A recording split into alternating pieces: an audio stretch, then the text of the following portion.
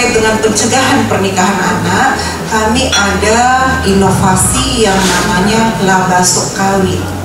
Kalau artinya baso itu bisa diartikan dengan anak laki-laki. La itu penyebutan kebiasaan kami di Kota Makassar, labaso. Kawin itu singkatan, jadi labaso kawin itu adalah kolaborasi pencegahan pernikahan anak. Kondisinya demikian besar dan basicnya ada di keluarga. Kita bicara stunting, pasti penghasil stunting adalah keluarga. KDRT pun terbesar, itu kasus terbesar itu adalah KDRT dan itu di rumah tangga yang paling besar. Anak harus ngurus anak. Syukur kalau kita sudah tahu, seperti tadi kan dicegah. Nah kita ini NTT double. Kita mau mencegah tapi kita tidak tahu mana yang mau dicegah. Belum selesai yang lain, ini masalah tetap jalan. Jadi kita ambil di akarnya. Duit apalagi, SDM juga terbatas. Jadi kita keram keluarga, kualitas keluarga ini harus kita pegang dulu. Data itu apakah berasal dari yang terlapor ataukah sudah ada upaya untuk mendata dari rumah ke rumah? Jadi melalui Facebook dia dihubungi, dijanjikan memang karena latar belakangnya bukan kemiskinan. Orang kemiskinan, dia dijanjikan akan diberikan uang 20 juta asal dia memberikan foto yang tidak bagus dengan pose yang tidak bagus. Ya, dia berikan itu. Setelah itu fotonya itu dijadikan untuk meneror dia. Kalau kamu tidak mengirimkan saya duit begini, diposting fotonya, saya sebarkan ke Facebook kamu, teman-teman kamu semua. Jadi karena dia mau, ya sudah orang sudah susah cari duit untuk bayar, dia sudah transfer, ternyata diminta terus. Apakah nanti ada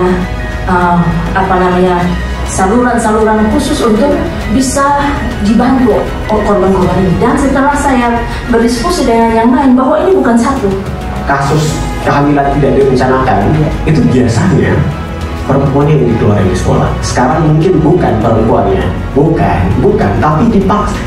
Ini apa? Ini ngomongin dulu cuma beda modusnya. Dulu kan dikeluarin, sekarang cuma kayak anak itu akan dibuat tidak nyaman di sekolah, dia dibully, bahkan gurunya juga ikut. Saya banyak sekali melihat dan akhirnya menurut saya walaupun sekarang tidak boleh dikeluarin, cuma berganti modus. Karena saya bukan orang birokrat Ibu, jadi saya ingin bertanya, apakah tidak ada skema pembiayaan dari lembaga internasional yang bisa digunakan oleh pemerintah daerah kah?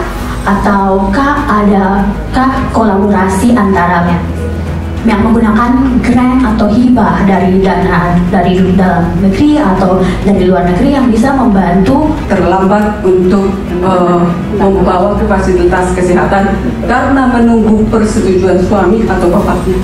Nah, tadi dengan data yang sudah Ibu sebutkan, melanjutkan tadi pertanyaan Ibu dari Poltekkes, apakah itu masuk di dalam data yang pengambilan keputusan sehingga membuat ibu meninggal atau bayinya yang meninggal karena terlambat ditangani oleh kesehatan? Nah ini gerak cepatnya PMS ini memang agak susah karena terbatas dengan waktu jam kerja. Sedangkan kami layanan itu 24 jam. Jadi kami juga memakai tim yang lain.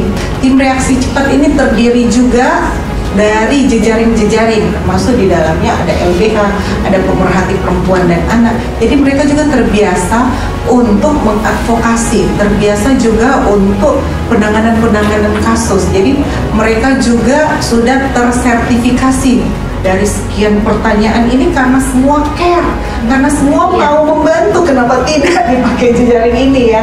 Yang teman-teman di anggaran juga coba Ibu sampaikan kasusnya berapa? Ya kasusnya nggak ada, tetapi kasusnya sedikit. Tetapi yang tidak berani lapor itu bisa puluhan kali lipat. Ini yang terjadi. Saat ini pun masalahnya bukan cuma sesepele itu. Kami sekarang lagi banding kasus yang anak diperkosa. Tapi karena anak NTT ini kuat-kuat, dia bisa membunuh si pemerkosa. Dia pelaku atau korban.